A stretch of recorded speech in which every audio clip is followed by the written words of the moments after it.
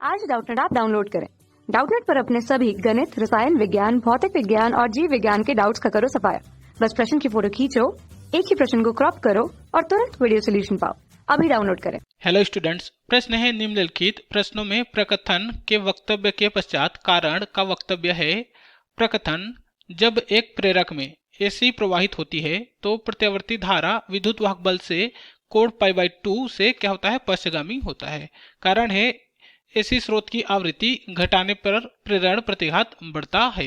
Option A है प्रकथन और कारण दोनों सही है और कारण प्रकथन का सही स्पष्टीकरण देता है। ऑप्शन बी है प्रकथन और कारण दोनों सही है किंतु कारण प्रकथन का सही स्पष्टीकरण नहीं देता है। ऑप्शन सी है प्रकथन सही है किंतु गलत है। ऑप्शन डी है प्रकथन और कारण दोनों गलत है।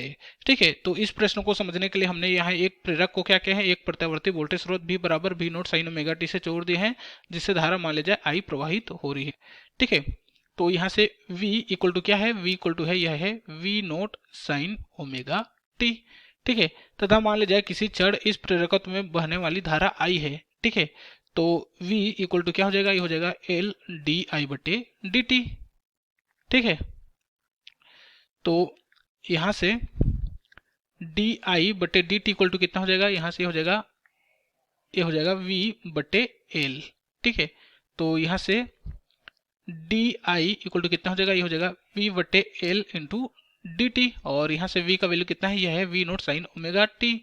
तो यहाँ से डी आई इक्वल टू कितना हो जाएगा, यहाँ से हो जाएगा V note sine omega T बटे एल और ये हो जाएगा डी टी। ठीक है, तो यहाँ से अगर दोनों पक्षों में समाकलन कर देंगे तो क्या हो जाएगा, यहाँ से ये हो जाएगा I इक्वल टू हो जाएगा, यहाँ से समाकलन ये हो जाएगा V नोट बटे L sine omega T D T. ठीक है, तो यहाँ से I इक्वल टू कितना हो जाएगा, यहाँ से V नोट बटे एल क्या है कांस्टेंट, तो यह आ जाएगा बाहर। उसी प्रकार यहाँ से साइन ओमेगा का टी के सापेक्ष में समाकलन कितना हो जाएगा, ये हो जाएगा माइनस कॉस ओमेगा टी। ठीक है, और यहाँ से हो जाएगा बट्टे ओमेगा। ठीक है, क्योंकि हम क्या कर रहे हैं, यहाँ से टी के सापेक्ष में अवकलन कर रहे हैं। तो यहाँ से I इक्वल टू कितना हो जाएगा, यहाँ से ये हो जाएगा V नोट बट्टे ओमेगा एल और यहाँ से माइनस सामने आ जाएगा। ठीक है, ये हो जाएगा कॉस ओमेगा टी। तथा हम जानते हैं कि साइन 90 प्लस थीटा क्या होता है, ये होता है कॉस थीटा। ठीक है, तो यहाँ से I इक्वल टू क्या हो जाएगा, यहाँ से इसको लिख सकते हैं, हो जाएगा V नोट बट्टे ओमेगा एल, यहाँ से कॉस ओमेगा टी को लिख सकते हैं, हो जाएगा साइन 90 प्लस ओमेगा टी। ठीक है, तो यहाँ से I इक्वल टू कितना हो जाएगा, यहाँ से अगर माइनस को अंदर लेंगे तो ये हो जाएगा V नोट बट्टे ओमेगा एल इंटू हो जाएगा साइन, ये हो जाएगा ओमेगा टी माइनस 90। ठीक है, तो यहाँ से I इक्वल टू ये हो जाएगा I note into sine omega t minus यहाँ से 90 को लिख सकते हैं π/2, तो हो जाएगा π/2। ठीक है, और यहाँ I नोट क्या है, यह है धारा का शिखर मान, तथा I नोट इक्वल टू कितना है, यह है V नोट बट्टे ओमेगा एल। ठीक है, तो यहाँ से हमारा धारा का समीकरण कितना है, यह आया I इक्वल टू आया I naught sine omega t minus π/2। उसी प्रकार विभव का समीकरण था, यह था V इक्वल टू कितना था, यह था V note sine omega T. ठीक है, तो यहाँ से देखें तो धारा क्या है, द वोल्टेज से 90 डिग्री यानी कि π/2 क्या है, पश्चगामी है। तो यहाँ से इसका अगर फेजर आरेख बनाएंगे तो ये कुछ इस प्रकार से बनेगा। मान ले जाइए है वोल्टेज, तो यहाँ से ये हो जाएगा धारा। ठीक है, ये हो गया हमारा वोल्टेज, तो ये हो जाएगा धारा, और यहाँ से क्या है, वोल्टेज धारा से 90 डिग्री अग्रगामी है, या हम कहें कि धारा वोल्टेज से 90 डिग्री क्या है, पश्चगामी है। ठीक है, तथा यहाँ I नोट इक्वल टू कितना है, I नोट इक्वल टू है यह है V नोट बटे ओमेगा एल। तो यहाँ से ओमेगा एल इक्वल टू लिखेंगे तो क्या हो जाएगा, ओमेगा एल इक्वल टू ये हो जाएगा V नोट बटे I नोट। ठीक है, तथा हम जानते हैं कि ओम के नियम के अनुसार क्या होता है, R इक्वल टू होता है V बटे I। ठीक है, तो यहाँ से इस समीकरण की तुलना करेंगे तो क्या होगा, हमारा ओमेगा एल इस परिपथ के लिए हमारा प्रभावी प्रतिरोध होगा। ठीक है, और इसी को हम लोग क्या कहते हैं, प्रेरण प्रतिघात कहते हैं। ठीक है, तथा प्रेरण प्रतिघात को एक्सेल से प्रदर्शित किया जाता है, तो ये हो जाएगा एक्सेल इक्वल टू हो जाएगा ओमेगा इंटू एल। ठीक है,